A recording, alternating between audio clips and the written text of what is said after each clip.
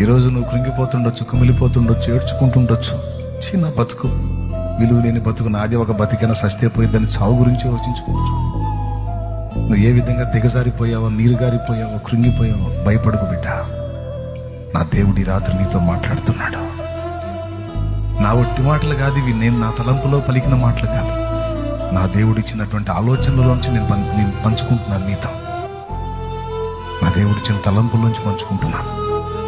నేను ఎలాంటి వేదనలో ఇక్కడికి వచ్చావు, ఎంత కృంగిపోయి వచ్చావు ఇక్కడికి, ఎంత ఏడ్చుకుంటా వచ్చావు, ఎంత దిగులు పడుతూ ఉన్నావు, ఎన్ని మాటలు పడున్నావు ఇప్పటికేనా. కానీ సరైన పని చేసావు, సరైన నిర్ణయం తీసుకున్నావు.